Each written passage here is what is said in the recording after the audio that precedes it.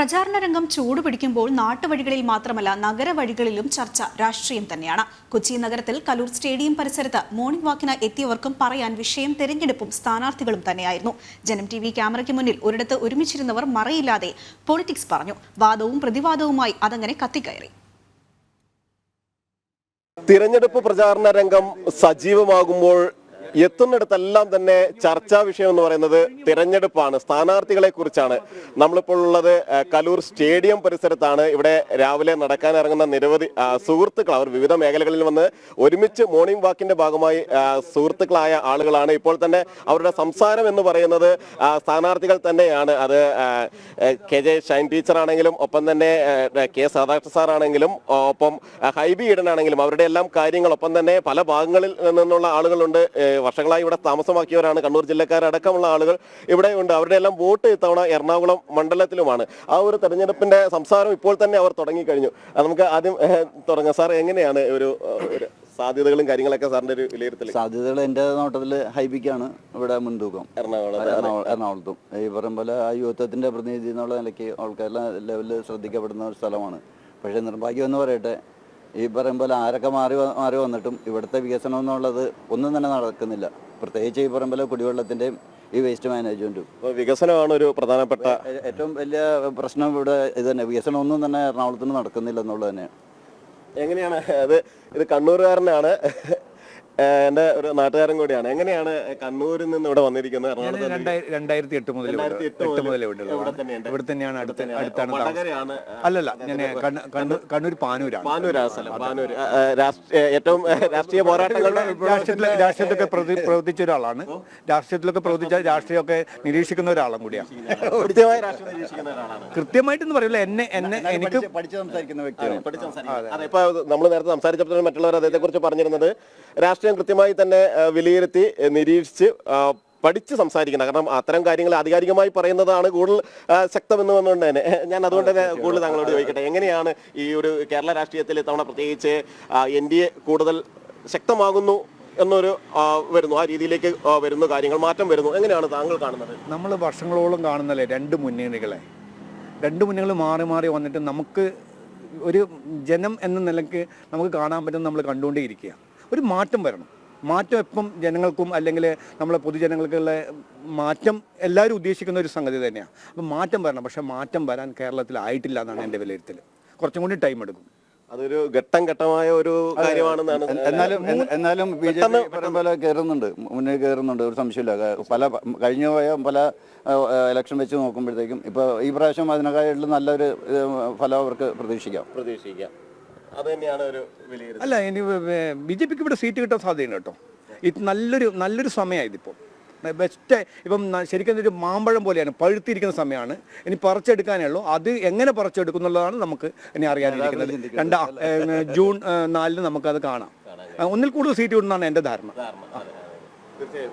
ഇനി ഒരുപാട് പേരിവിടെ ഇവരെല്ലാവരും തന്നെ കൃത്യമായ രാഷ്ട്രീയ നിരീക്ഷണങ്ങളും രാഷ്ട്രീയ ബോധവുമുള്ള ആളുകൾ തന്നെയാണ് എന്നത് തന്നെയാണ് ഓരോരുത്തരും സംസാരിക്കാൻ നമ്മളോട്.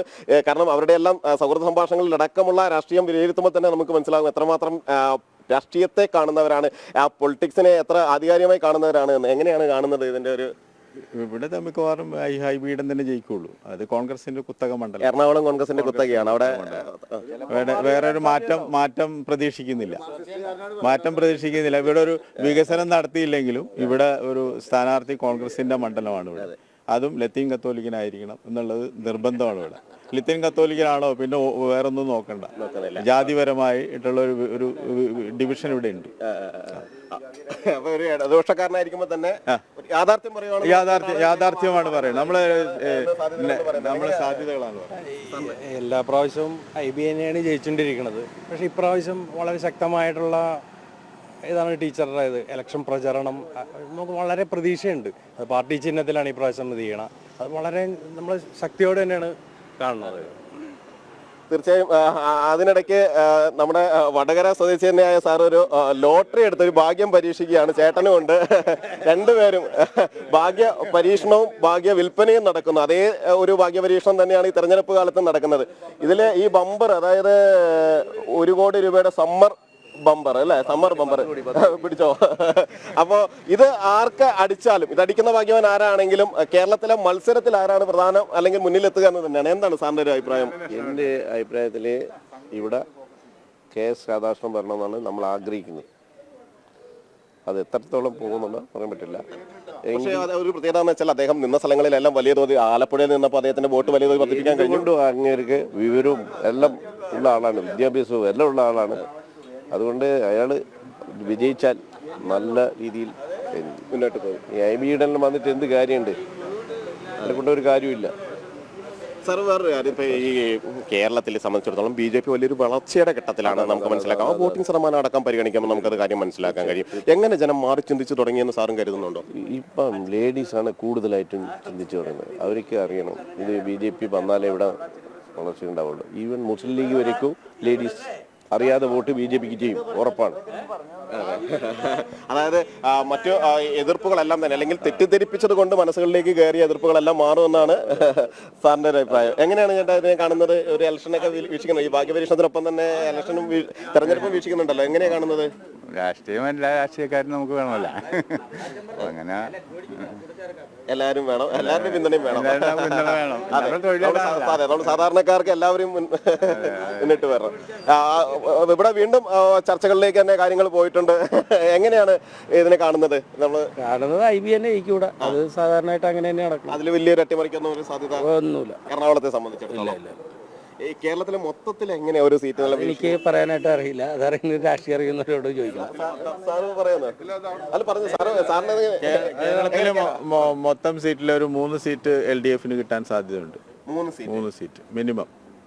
ആ, ബാക്കി കോൺഗ്രസ്, ബാക്കി മാക്സിമം 3 സീറ്റ് UDFന് ബാക്കിയുള്ളത് കിട്ടും. BJP ഇത്തവണ അക്കൗണ്ട് തുറക്കാൻ സാധ്യതയില്ല. BJP തുറക്കും. ഞങ്ങൾ തമ്മിൽ പെറ്റും വെച്ചിട്ടുണ്ട്. BJP പ്രാവശ്യം കേരളത്തിൽ ഈ പറമ്പിലെ അക്കൗണ്ട് തുറക്കുമെന്ന് ഞാൻ പറഞ്ഞിട്ടുണ്ട്. അപ്പൊ അദ്ദേഹം പറയണത് ഇല്ലെന്ന് പറഞ്ഞത്. നമുക്ക് ജനൻ ടിവിയുടെ സാന്നിധ്യത്തിൽ തന്നെ ഒരു ബെറ്റങ്ങ് പിടിച്ചു കഴിഞ്ഞാൽ ഞങ്ങൾ പിടിച്ചിട്ടുണ്ട്, വെറ്റ് പിടിച്ചിട്ടുണ്ട്. പറഞ്ഞത് അക്കൗണ്ട് എന്നാണ്, ഞാൻ അക്കൗണ്ടുകൾ എന്നാണ് പറയുന്നത്. അക്കൗണ്ടുകൾ ഒന്നിൽ കൂടുതൽ, അദ്ദേഹം ഒരു അക്കൗണ്ട് എന്നാണ് പറയുന്നത്. അക്കൗണ്ടുകൾ ഒന്നിൽ കൂടുതൽ, മേ ബി 3 വരെ എത്താം. ഏതായാലും അക്കൗണ്ട് തുറക്കും. 3 വരെ നിരവധി ശക്തമായ മത്സരം നടക്കുന്ന സ്ഥലങ്ങൾ ഉള്ളതുകൊണ്ട് തന്നെ 3 വരെ നമുക്ക് പ്രതീക്ഷയുണ്ട്, പ്രതീക്ഷിക്കുക എന്നാണ് പറയുന്നത്.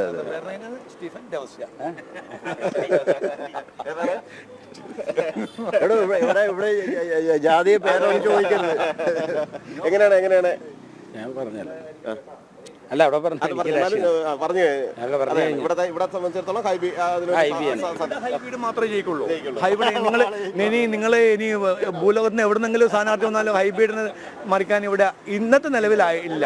എന്താ കാരണം ഇവിടെ ജാതീയതയുണ്ട്, മതപരമായ വോട്ട് പാറ്റേൺ ആണ്. അത് ഹൈബ്രിഡ് എന്തെങ്കിലും ഒരു മെച്ചം കൊണ്ടോ ഗുണം കൊണ്ടോ അല്ല, അല്ലാതെ തന്നെ ഹൈബ്രിഡ് മത്സരിച്ച് ഇവിടെ കോൺഗ്രസിന്റെ സിറ്റിംഗ് സീറ്റ് ആണല്ലോ. അദ്ദേഹത്തിന്റെ യുദ്ധത്തിന്റെ പ്രതീകം തന്നെയാണ്. അദ്ദേഹത്തിന്റെ അച്ഛനും ഇവിടെ മത്സരിച്ച ആളാണല്ലോ, അദ്ദേഹത്തിന്റെ ഫാദറും ഇവിടെ മത്സരം. അതെ, അപ്പൊ ആ പരമ്പരാഗത കോൺഗ്രസിന്റെ ഒരു മണ്ഡലമാണിത്. കോൺഗ്രസിന്റെ പെട്ടെന്നൊന്നും ഇത് മാറ്റാനൊന്നും പറ്റില്ല, ഒരുപാട് ഭൂരിപക്ഷം കുറയും. പിന്നെ ചില സമയങ്ങളിൽ ഇവിടെ നമ്മളെ സഭാഷ് പോളൊക്കെ ജയിച്ചു വന്നിട്ടുണ്ട്. അത് ഒരു സാഹചര്യമാണ്, അങ്ങനെ ഇപ്പം തോന്നുന്നില്ല, ഈ സാഹചര്യം അങ്ങനെയായിട്ട് തോന്നുന്നില്ല. കൃത്യമായ ഒരു രാഷ്ട്രീയ സംവാദം തന്നെ നമുക്ക് വ്യക്തമായി, ഓരോരുത്തരും അവരുടെ നിലപാടുകൾ കൃത്യമായി തന്നെ പറഞ്ഞു. അത് ഏതെങ്കിലും ഒരു രാഷ്ട്രീയ പക്ഷത്ത് നിന്നുകൊണ്ടായിരുന്നില്ല ഇവരാരും തന്നെ സംസാരിച്ചത്. അതിനപ്പുറം എങ്ങനെ തങ്ങൾ വിലയിരുത്തുന്നു, കാരണം ഇടതുപക്ഷക്കാരനായിരിക്കുമ്പോൾ തന്നെ ഹൈബി ഈഡന്റെ വിജയസാധ്യതകളെ കുറിച്ച് വിലയിരുത്തിയ ആളുകളുണ്ട്. മറ്റു പക്ഷത്ത് നിൽക്കുമ്പോൾ തന്നെ എങ്ങനെ യാഥാർത്ഥ്യത്തിൽ എന്ത് സംഭവിക്കും എന്ന കാര്യം മറയില്ലാതെ പറയാൻ തയ്യാറായ ആളുകളാണ് ഇവരെല്ലാവരും തന്നെ. രാവിലെ ഇത്തരത്തിലുള്ള കൂട്ടായ്മകൾ നടത്തത്തിന് ശേഷം ഇനിയുള്ള കാലം, കാരണം മുമ്പ് മറ്റു പല വിഷയങ്ങളായിരുന്നു അവർ ചർച്ച ചെയ്തിരുന്നതെങ്കിൽ ഇനി രാഷ്ട്രീയമാണ് ഇനിയുള്ള ദിവസങ്ങളിൽ. ഈ ഒരു 26 വരെയുള്ള സമയവും അവരുടെ ചർച്ചകളിൽ വരുന്നത് രാഷ്ട്രീയം മാത്രമായിരിക്കും. അത് ഇനിയും തുടരട്ടെ. ശക്തമായി തന്നെ ആ പ്രചാരണം ഓരോരുത്തരും അവരുടെ ആവേശം ഇത്തരത്തിൽ മുന്നോട്ട് കൊണ്ടുപോകട്ടെ എന്ന് മാത്രം നമുക്ക് പ്രതീക്ഷിക്കുകയും ചെയ്യാം. ക്യാമറമാൻ വിപിനൊപ്പം ജിജീഷ് കരുണാകരൻ, ജനം, കൊച്ചി.